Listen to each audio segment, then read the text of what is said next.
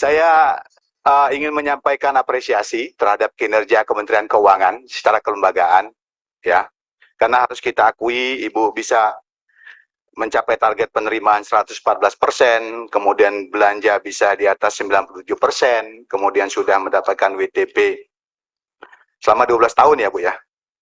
Kalau tidak salah, ya secara keseluruhan saya memberikan penilaian yang sangat baik untuk Kementerian Keuangan.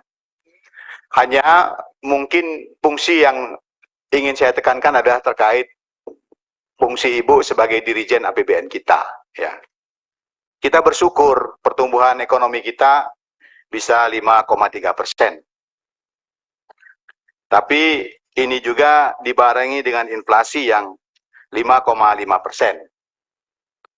Kalau matematika sederhananya ini berarti masih kurang 0,3%.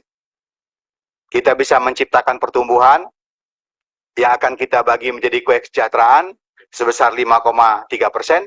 Tetapi kita juga menciptakan beban baru untuk rakyat kita sebesar 5,5%.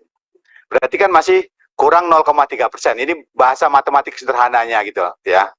Jadi kita ngambil ilmunya yang enteng-enteng aja, yang simpel-simpel saja. Ini mungkin harus jadi catatan kita bersama bahwa pertumbuhan yang besar kalau juga diiringi oleh inflasi yang besar ya ujungnya juga tidak memukul efektif pada kesejahteraan kita. Itu yang pertama Ibu.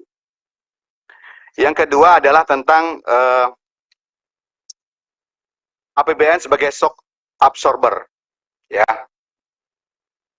Ada penjagaan inflasi tadi sudah saya terangkan Ibu sedikit.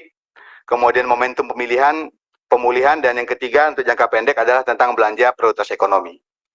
Saya masih belum bisa menerima reason apapun gitu ya terkait kemendesakan kita untuk jor-joran belanja IKN. Kalau kita bicara tentang bagaimana menjaga daya beli, memulihkan ekonomi, perlindungan sosial, dan belanja prioritas. Nggak punya ininya gitu loh, reasonable-nya. Apa sih? Di sininya di mana gitu loh. Apalagi 2023 kita siapkan lagi 40 triliun.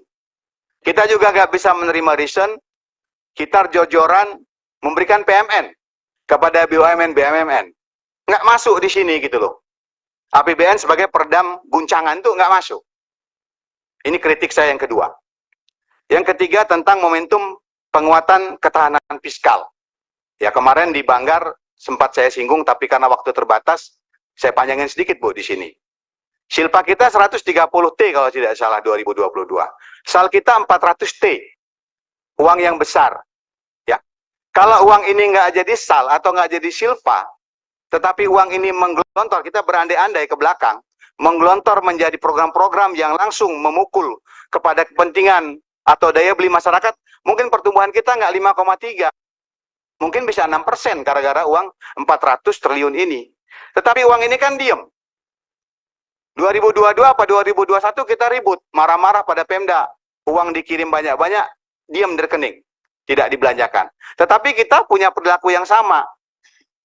Manajemen kita kurang agresif, ya, sehingga uang yang tiba-tiba saja banyak dari pendapatan, mungkin juga dari hutang yang datang bersamaan, tapi tidak bisa kita gunakan langsung untuk belanja yang dirasakan oleh masyarakat. Jadi itu saja Ibu. Jadi sebagai Dirijen APBN-nya, kalau sebagai Menkyu-nya mengelola Departemen Keuangan is very good. 2 jempol, 4 kalau perlu saya angkat. Ya, tetapi kalau APBN-nya itu Bu, pertumbuhan tinggi tapi inflasi tinggi, kemudian belanja prioritas yang tidak masuk dalam kriteria-kriteria yang kita ingin bangun untuk meredam guncangan itu, dan yang terakhir adalah uang kita yang tidak terbelanjakan.